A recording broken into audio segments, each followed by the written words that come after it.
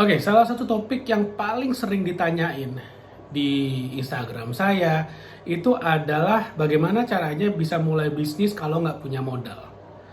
Jadi ternyata sehingga saat ini permasalahan permodalan itu adalah suatu permasalahan yang paling banyak menjadi kendala bagi teman-teman yang ingin punya bisnis, tapi dari nol gitu ya, belum pernah punya bisnis, belum pernah punya background punya bisnis sehingga tidak ada yang modalin. Karena kalau udah punya ini adalah bisnis kedua, bisnis ketiga, biasanya itu dimodalin dari bisnis pertama kan begitu kan.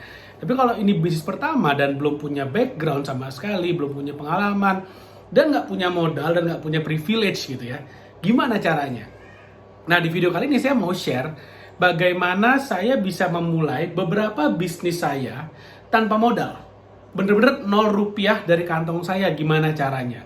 Nah, salah satu bisnis pertama banget yang saya bikin pada waktu itu, saya baru pulang dari kuliah gitu ya, baru pulang dari S2, dari kuliah dengan gelar MBA. Tapi masalahnya dengan gelar MBA adalah, satu, karena saya nggak punya pengalaman kerja, jadi tamat S1 saya nggak pernah kerja, saya langsung kuliah S2. Sempet kerja kayak beberapa bulan, itu pun lebih keserabutan aja kerjanya, bantu orang tua sana sini gitu kan. Akhirnya saya nggak punya satu pengalaman kerja yang betul-betul solid, sehingga ketika tamat S1 tanpa pengalaman kerja yang solid, saya langsung S2. Selesai S2 saya ngelamar kemana-mana nggak ada yang terima. Jadi para employer, pembuka lapangan kerja itu pada bilangnya gini, perusahaan-perusahaan itu bilangnya gini, kamu overqualified, under experience. Overqualified karena sekarang kamu pendidikannya adalah S2, tapi under experience, sehingga mau ditaruh di kelas admin ketinggian pendidikannya, mau ditaruh di level manajemen nggak punya pengalaman, akhirnya ya nggak bisa kerja, nggak ada yang terima. Saya udah kirim banyak banget kemana-mana, udah lewat JobsDB, Jobstreet, LinkedIn, apapun ada coba. Nah, akhirnya apa yang terjadi ya, karena nggak punya kerjaan, tapi di saat yang sama perut tetap harus diisi gitu kan, tetap harus makan sehari 2-3 kali. Ya mau nggak mau harus punya duit dong, harus bisa menghasilkan uang dong. Ya udah, mau nggak mau pilihannya adalah harus mulai bisnis. Permasalahannya adalah gelar boleh MBA tapi nggak pernah punya bisnis juga, nggak punya pengalaman, dan pada saat itu orang tua saya dua-duanya adalah pengusaha.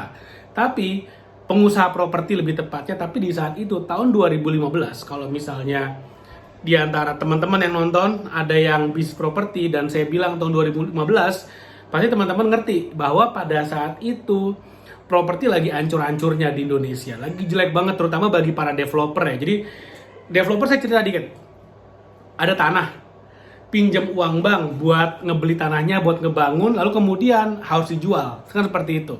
Permasalahannya adalah jualnya susah pada waktu itu. Jadi ada pengetatan pajak atau ada apapun loh pada waktu itu, sehingga orang-orang yang biasanya punya duit mau beli properti sekarang takut. Kenapa? Ya salah satunya yang mereka takutin adalah takut ketahuan pajak dan segala macamnya lah pada waktu itu.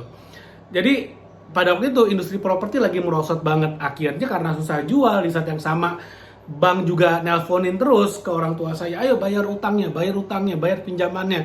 Akhirnya waktu itu lagi ribet banget. Bahkan waktu itu saya ingat banget, utangnya sampai miliaran pada waktu itu.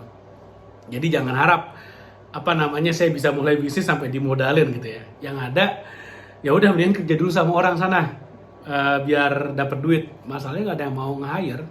Nah, yang menarik adalah pada waktu itu saya punya knowledge, saya punya pengetahuan tentang digital marketing.